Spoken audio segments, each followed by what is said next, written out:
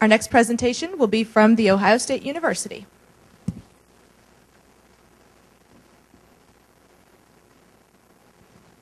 Good afternoon. I'd like to begin by sharing with you a story. Every family has an Uncle Mike. Life of the party, loves to eat. But this past Thanksgiving, there was something different about my Uncle Mike.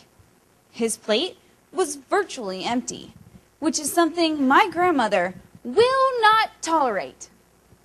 After being questioned, my uncle explained that the last 2 months he had been experiencing abdominal discomforts, indigestive issues, and unusual weight loss. At the prodding of my aunt, my uncle finally went to the doctor. After a battery of tests, he was diagnosed with celiac disease, an autoimmune disorder that literally attacks the small intestines and poisons the body.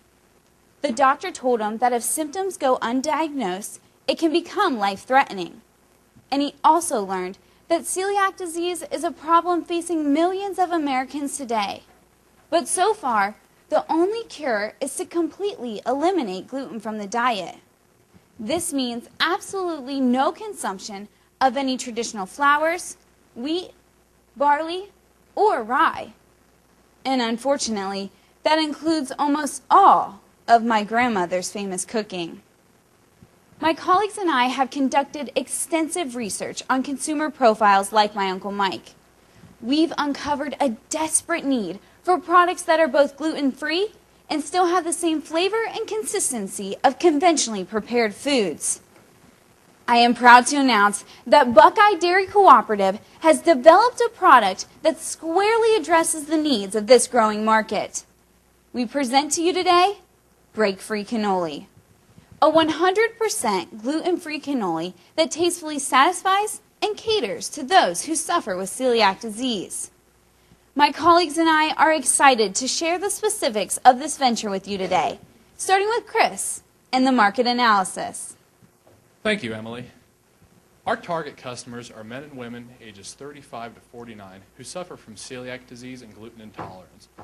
This group longs to experience a small, bold indulgence, offering something more than the bland, gluten-free products currently on the market. Our research with packaged facts indicates that the average household income is around $80,000, and this group indicates a strong willingness to invest some of that money in products that offer first-class taste as well as improve their quality of life. Our target customers are broken down into 2 segments. Our primary market includes those who suffer from celiac disease. Gluten is a poison to these people. They are forced to become well-informed advocates of the disease and are aggressively seeking out delicious gluten-free choices. Our secondary market includes those who suffer from a gluten sensitivity or are concerned with possible adverse effects of gluten. 1 in 20 Americans falls into this category. Our target customers are an unusually well-informed group who meet regularly to discuss the disease, share ideas, and spread awareness. Testimonials given by doctors in our key market areas indicate that the celiac test is becoming more prevalent in their standard diagnosis, which is evident in the fact that the diagnosis of celiac disease has increased 4-fold in the last 50 years. We have also found that those with the disease are already carrying gluten-free foods as they go about their day, simply to substitute what they cannot eat in a restaurant. We at Buckeye Dairy have come to offer you a unique opportunity and market growth potential. There are 2.3 million people nationwide who have celiac disease, and this number is expected to double in the next 3 years. In 2010, this group comprised a market of $1.6 billion. We expect this number to increase to $2.6 billion by 2012, with an average growth rate of 15 to 25%. Justin will now share how our cannoli will compete in the market with a competitive analysis. Thank you, Chris. A survey of our market has revealed 3 key competitors to Break-Free Cannoli: Glutino Cream Cookies, Katz Gluten-Free Rigolet, and Gluten-Free Wild Cannoli all strive to provide a dessert option for those with celiac disease. However, when comparing these products in terms of taste, availability, and price, it is clear that Break-Free Cannoli will stand above the competition. Due to the market demand for superior flavor, taste is the #1 differentiating factor in our competitive analysis. We have conducted thorough focus group research, and participants favored our cannoli 4-1 over the gluten-free Wild Cannoli, who finished second among the products in taste. In addition, Break-Free Cannoli offers the 3 flavors most desired by our consumers. Availability is a major problem among our competition. Glutino cream cookies do have significant brand recognition and are available both in stores and online. However, Katz Rugelec is available in limited stores, and gluten-free wild cannoli are available only online. In contrast, our break-free cannoli will be available for purchase both in stores and online. Although our target market is accustomed to paying a premium for gluten-free products, price is still important. Gluten-free wild cannoli are $3.33 per serving and come in packages of 12 servings costing $40 a box before the necessary shipping and handling. On the other hand, the Katz Rugelec is only 51 cents for their bite-sized servings and is not a premium product. Through market research and cost analysis, we have set our per-serving cost at $2.66, evidence of a premium product well within industry norms. In terms of taste, availability, and price, break-free cannoli possesses a competitive advantage over the competition. My colleague Amanda will now continue with the business proposition. Thank you, Justin. Our business proposition is dependent on these key factors. The first is that our growing primary market desires a variety of premium quality gluten-free foods that actually taste good. Also, market research has indicated that break-free can be priced as a premium product with frequent repeat purchases. In addition, our partner, the Ohio State University Food Science Department, who holds the production patent to break-free, will grant us exclusive rights to produce it. Our goals and objectives for break-free are to obtain 60% aided product awareness among our potential customers and generate 5% added sales revenue by the end of year 2014. We also expect that break-free cannoli will add 10% to the overall profits of Buckeye Dairy Cooperative, totaling over $900,000 by the end of year 3. Finally, our strategic statement states that break-free cannoli, developed out of Buckeye Dairy Cooperative's expertise in premium yogurts, is a product line extension marketed toward the underserved gluten-free market. With this line extension, we'll leverage our existing distribution and production capacities to enhance revenues for our cooperative members. And now Sierra will present the action plan. Thank you, Amanda. Break Free allows those who suffer from celiac disease or gluten intolerance to enjoy a 100% gluten-free indulgence while fulfilling their cravings for bold taste and rich flavors. Essentially, it is a rice-based shell lined internally with antioxidant-rich dark chocolate, filled with a creamy probiotic yogurt-based mousse. With 3 flavors to choose from, vanilla decadence, chocolate delight, and strawberry sensation, our cannoli will be the perfect pleasure. Packaged in an attractive box containing 3 individually wrapped and sealed servings, Break Free will be priced at $5.19 wholesale with a suggested retail price of $7.99. We'll use our current partner, Ampoint Distribution, to distribute Break Free cannoli, where it will be located in the refrigerated gluten-free section of each grocer. In the first year of our plan, we will begin marketing Break Free in the shaded region in 7 select metropolitan areas using these retailers. In the second year of our plan, we'll expand into this shaded region into 4 select metropolitan areas, adding 3 new retailers. And finally, in the third year of our plan, we'll expand into this shaded region into 6 select metropolitan areas, adding 3 additional retailers. Now Justin and Brittany will outline our promotional plan that will propel Break Free forward. Thank you, Sierra. Our promotional plan is designed to actively engage our core demographic and make them an integral part of our promotional efforts. We recognize the need for break-free cannoli, and we want to draw upon our consumers' emotional association with the disease when promoting it.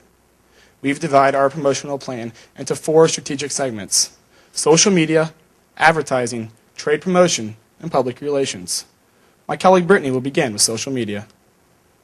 Celiac disease is life-threatening, and those diagnosed are passionate about lessening the daily pain that coincides with this condition. Our target market is a tight community with large participation in online forums and support groups. In our social media plan, we will engage their networks to amplify our message. Our Facebook fan page will create product awareness, share testimonials, contain special promotions, and help drive traffic to our website. In the initial stages, we will seek influential advocates to help drive fans to our page. Our website, breakoutbreakfree.com, offers our customers the opportunity to purchase Break Free online and participate in a gluten-free discussion forum. The website will feature endorsements, and Facebook fans will receive product updates and special promotions.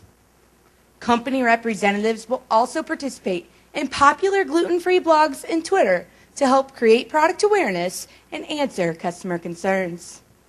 Our focus group research indicates that our target market actively seeks information about celiac disease. Banner advertisements such as this will be placed on those websites that relate to celiac disease and gluten-free foods to capitalize on those information seekers. Search terms such as gluten-free desserts will be purchased on Google AdWords and other popular search engines for exposure to those looking for gluten-free products. Outside of the web, we will purchase regional print advertisements in the popular magazines of Gluten-Free Living and Living Without. Our trade promotion strategy will leverage opportunities to expose our audience to Break Free. In-store sampling will be conducted in select high-traffic stores specializing in gluten-free products. Subscribers to our website will receive a one-time buy one, get one free coupon to purchase Break Free cannoli. Also, to show our commitment to the celiac disease cause, Break Free will participate in a cross-promotion with the Celiac Sprue Association in the form of event sponsorships and sampling opportunities at conferences. We will also print the trusted celiac recognition seal on our packaging to increase customer confidence. During Celiac Disease Awareness Month of October, we will launch a campaign with our product tagline, "To break out and break free." This campaign signals to our customers that celiac disease should not be allowed to hold them back from enjoying anything luxurious. Break Free promotes this idea of fighting back and provokes those fighting this disease to post a personal testimonial on our website how they're overcoming the challenges of celiac disease. 5 winners will receive a 6-month supply of Break Free cannoli and a personalized gluten-free diet plan from a healthcare professional. Our public relations campaign will leverage third-party endorsements to broaden product awareness. Elizabeth Hasselback, a co-host on the weekday show The View, and a famous advocate in the world of celiac awareness, has agreed to endorse our product in her gluten-free focused blog. A section of our website will feature Elizabeth's own testimonial and a link to purchase her most recent book, The G-Free Diet, a gluten-free survival guide. We will reward this book to one lucky Facebook fan every month. We will also send product literature and samples to influential outlets, including food editors and noted bloggers, to help spread awareness of Break Free cannoli. Our promotional budget will begin at $445,000 in year 1 with the shown distribution. Moving on to year 3, our promotional budget will increase to over $1 million with internet advertisements making up the largest line item. Greg will now show how Break Free cannoli will add value for our cooperative members. Thank you, Justin. Based on market research by H3 & Associates, it is projected that in our first year we will sell 195,000 boxes of Break Free cannoli, and this will increase to 851,000 boxes in year 3. The wholesale price of Break Free cannoli is $5.19 for a box containing 3 cannoli. In correspondence with projected unit sales, this will give us gross sales of $1 million in our first year and will increase to $4.4 million in year 3. The total cost of goods sold is represented by the red line on this slide. By analyzing the previous financial projections, we have determined the gross margin for our first 3 years of production. In our first year, we expect a gross margin of $522,000, and this margin will widen to $2.3 million in year 3. The total operating expense associated with the production and sale of Break Free cannoli is shown here. Now, let's talk dollars in your pocket. In our first year, we project a loss of $70,000. However, In year 3, break-free cannoli will contribute $911,000 to our bottom line profitability. Our break-even analysis shows that break-free cannoli will break even in March of 2013. Net present value is a tool used to determine the overall value of an investment. Using projected profits and a discount rate of 10%, break-free cannoli is worth $800,000 in today's dollars. Now Ann will tell you how we plan to monitor and measure the success of break-free cannoli. Thank you, Greg. Our monitoring and measuring will focus on 3 key areas: sales and market share, customer satisfaction and brand awareness, and profitability.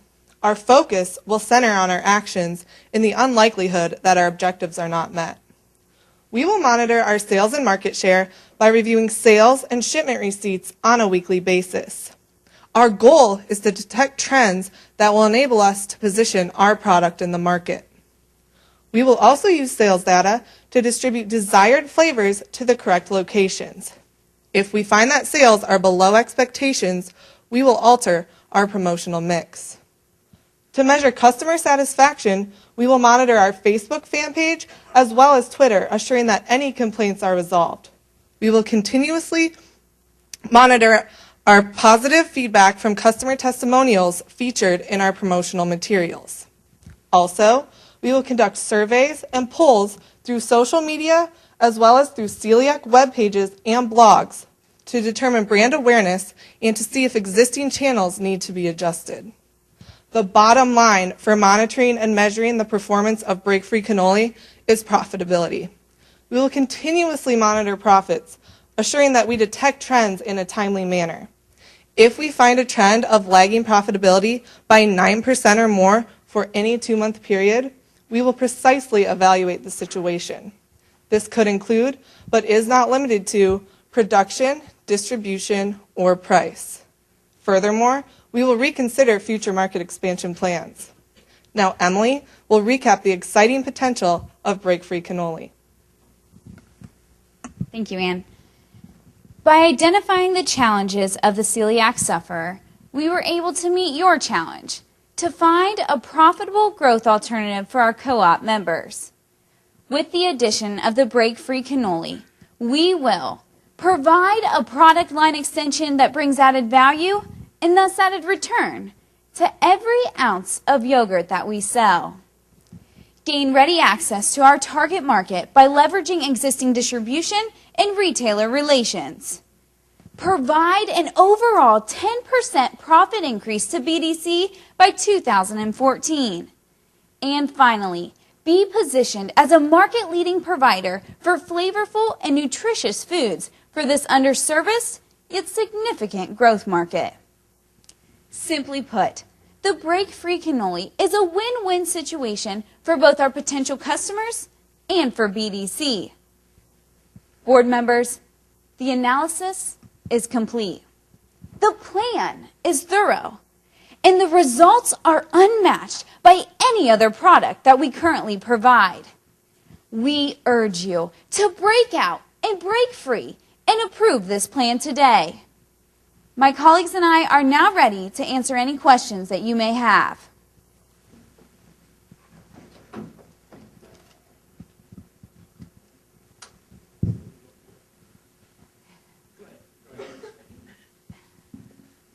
It seems a lot of our promotional efforts are focused really on social media.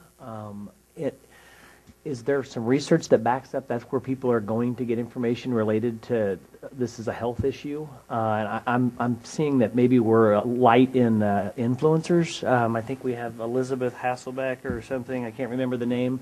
Is that the influencer that we're going to utilize as sort of our spokesperson? But tell me a little bit about how we're going to reach out to health professionals or people that people are listening to about this stuff. I'll touch on the first part of your question with the social media. Our focus group research shows that this group of people, this target market, is a very informed group of people. They're out searching for information on this disease because not many people know very much about it, and it affects their health in such dramatic ways that internet and social media has become very important to their daily lives. The blogs and Twitter and Facebook are very active with different products and different people blogging about how they get through things. And Emily will continue with the spokesperson. So the way we had this relationship with Elizabeth Hasselback, first to clear it up, she's not a spokesperson for us. She's just endorsing our product. And the way that we made this connection, we were at a Celiac Sprue Association convention, and she was actually the keynote speaker there. And at the end of her speech, she said, if I can help you out in any way to fight and prevent this disease, make the awareness greater, please contact me. We saw that as an opportunity, and we jumped on it. We contacted her. She was more than happy to endorse our product. In that same way, we also agreed to promote her book on our website, and we're giving away her book on our Facebook 5 times a month. So it's a win-win situation for both her, celiac disease, and for us. Just to touch a second about some other endorsements we plan on having. We will be approaching doctors to get some endorsements for our webpage to help create some credibility for our product.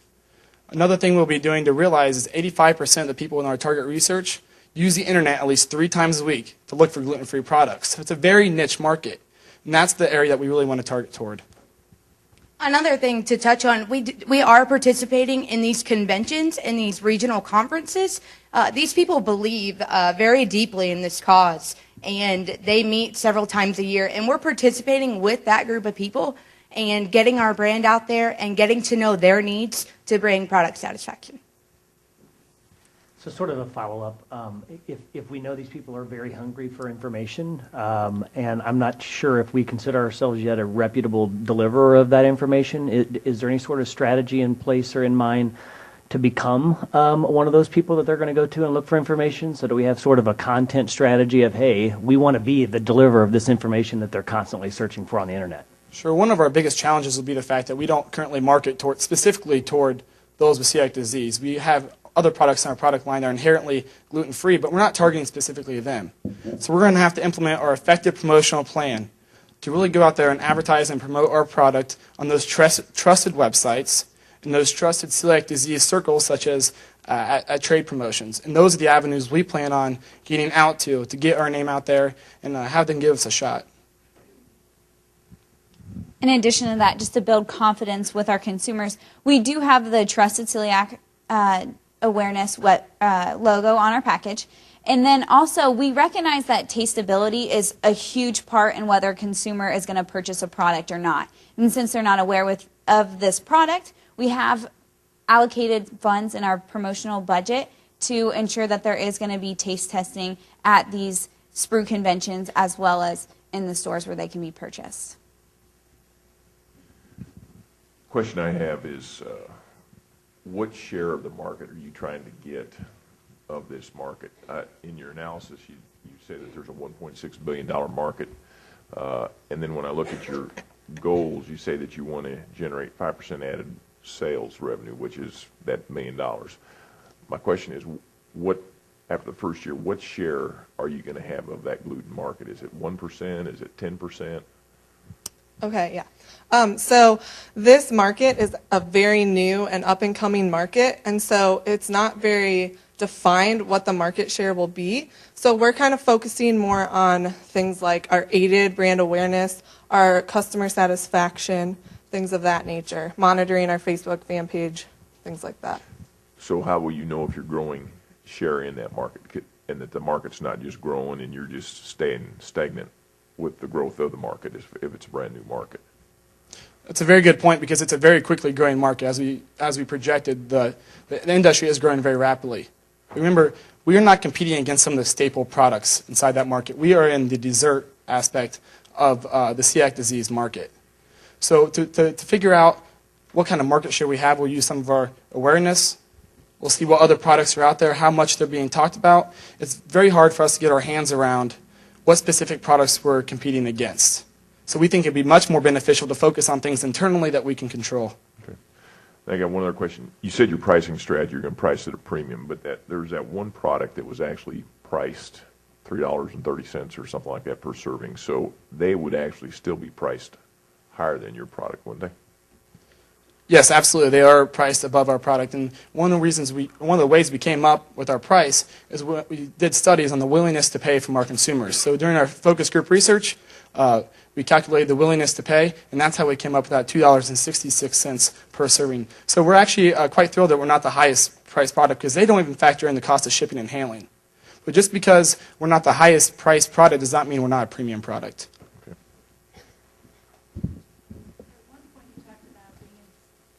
Sorry. At one point, you talked about being in stores that focused, specialized in gluten-free products. Those grocery store chains that you put on the screen look kind of like regular, everyday chains. So how did you identify the chains you wanted to address? And two, I know that shelf space is pretty hard to get for new products. So how will you guarantee that we're on the shelf? Well, the way we chose our retailers is actually we have a current excuse me, we have current relationships with these retailers through our distribution routes with our premium yogurts and cheeses. So we already have shelf space, and we already have these distribution routes in place. And all of these retailers actually have gluten-free sections. So they're not necessarily gluten-free stores, but they do have dedicated gluten-free sections, and we're utilizing our current relationships with them. We are giving the retailers a 35% projected markup, which is above industry norms. So that's one of the ways we're going to entice to put this new product on the shelves. And you asked about the gluten specialized stores that I had mentioned. That's to get our taste testing and kind of get our target market brought to us. So we plan to start there, and we will continue to expand with our retailers. Tell me a little bit about your focus groups, how many were done, how many people were in the focus group, how you selected them, and how you found out they had celiac disease to begin with. Well, we did our focus group research in 8 cities, 8 of the cities that we targeted across the Midwest. And we had 75 people in each focus group research, and we did a variety of studies. First, tasteability was the most important factor to see if this product is something that they enjoy, because like we mentioned, that is the key differentiating point in our competitive analysis. We also did research about willingness to pay. So we approached cities such as Columbus, Minneapolis, St. Louis, Philadelphia, Indianapolis, cities like that that cover a wide variety of the cities that we're covering, both to the east, the north, and to the west. Well, you mentioned the cities that you're targeting, and it seems as if one place you've got clear definition of where your cities are going to be, but your marketing plan appears to be pretty national. Any reason as to either further expansion plans to go nationally, or why not a more concentrated approach to those very specific cities that you do have distribution relationships in? The Celiac Sprue Association is a national association, but there are distinct chapters in these regions. So we're focusing on targeting those chapters. These people actually have chapter monthly meetings where they meet and talk about how they can increase the awareness of celiac disease. So we're doing regional targets there, and we're going to different gatherings and conferences in those regions. In addition to what Emily said, the reason that we're focusing on the Midwest is because celiac disease is of people who are affected with it are of Scandinavian descent, and those higher concentrations of those people are in the Midwest. And then also we are selling online at the same time, so if there are celiac disease sufferers elsewhere in the nation, they can purchase our product online. Okay. One of the great things about internet advertisements, which is a large part of our promotional efforts, is they can be very focused. You can set the targets where it's only 20 miles from a focus area, etc. So we'll be able to do our marketing in very focused groups. And that's one of the reasons we chose that. And as far as advertising in our magazines, we'll also do regional advertisements in those.